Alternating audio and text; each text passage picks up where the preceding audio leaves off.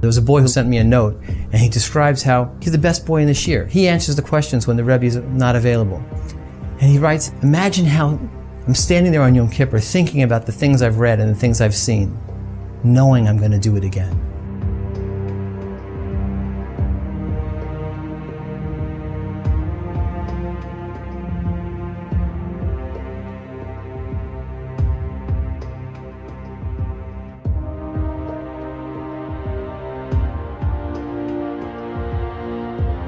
The Satmar Rebbe said that his Hasidim were exposed to more in one bus ride from Williamsburg to Manhattan than their grandparents were in their lifetime in the shtetl. That was in 1950. Today, in 1 minute on the internet, our children are exposed to so much more than that bus ride could possibly have exposed them to.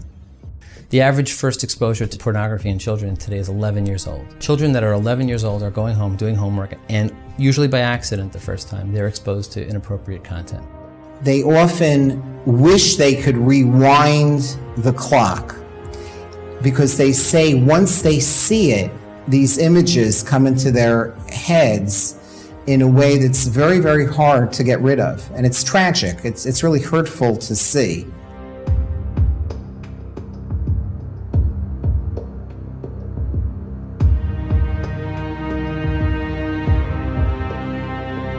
The viewing of inappropriate material becomes an addiction, a real addiction.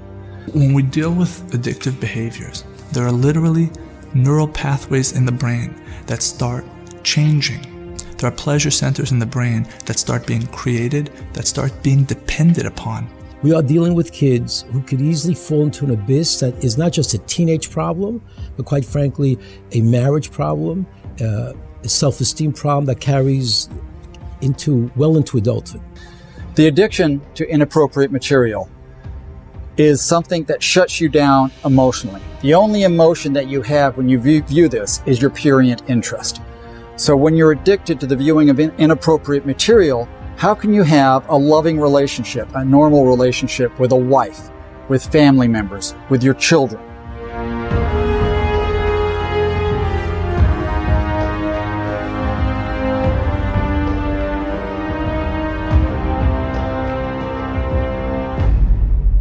Parents put these elaborate security systems on their houses to keep people out, and then they let everybody in through the computer. You would never allow your child to leave your tight-knit, safe community and go into a very depressed, rundown area. I once spoke in a yeshiva, and I asked for a couple of questions. I figured I'd get 1 or 2 brave students. One said that I'm angry at my parents. My parents could have stopped this, and they hadn't, and they still not. And they're putting this Yetzer in front of me. I can't control myself. And the parents are just trusting them because my kid wouldn't do that. But they have to understand it's normal for kids to be curious. Human beings are wired that way. And if you put them in front of technology that is unlimited, they will be curious. People don't want to accept that their really good kid could get sucked into these dangers. On the surface, they're still good kids, they're still showing up, trying to daven, trying to learn. And then on the other side, they know of the secret, dark reality that's also part of their life, but that they can't share with anyone. They don't even have the tools to fight it and talk about it because there's just tremendous guilt and there's tremendous fear. What are the parents going to say? What are the teachers going to say? They'll be thrown out of yeshiva.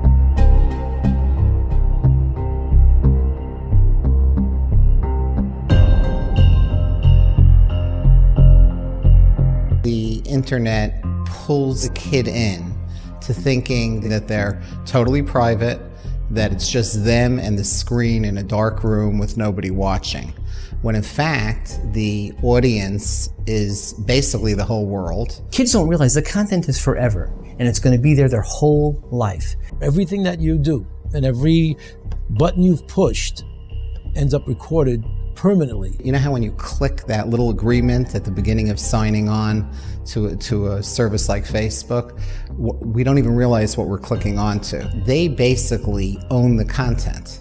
When you have a posting on Facebook, that becomes literally part of your permanent record that is hard to expunge later on. Once it's on the internet, once it's there, we don't know where it's gone. and it can easily come back to haunt you.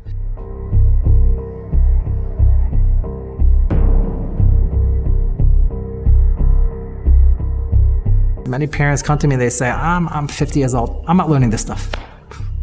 So I said, well, that's just not an option. I'm not asking you to become a computer whiz. Understand the basics of what your children are faced with. They can't really grow as Jews, as religious Jews, as frum people, as Ehrlich Yidden, because their mind is already taken up and they already have a different direction because of what they've seen, what they've been exposed to. So davening is not a davening, and learning is not learning. And adherence to Allah and Yerusha Shamayim, it's all missing because everything has been watered down and thrown off kilter. Adolescents are asked, when you are the parent of a 15-year-old, a 16-year-old, a 17-year-old, how will you handle the internet differently than your parents handled the internet? What's amazing to me is most kids say, I'm going to be much more strict. And a parent has this false sense of security, that my child's on the internet, I have a filter, all is good. All is not good. Filters won't do it. Filters give us a false sense of security, and it doesn't create the solution. It doesn't create the interaction between parent and child that's necessary for a child's learning experience. If you want to know whether our children will internalize our hashkafa, our perspectives in life, it's very much tied to the quality of time between parent and child. Kamayim panim el panim, kein leifa adam, our hearts bounce off each other.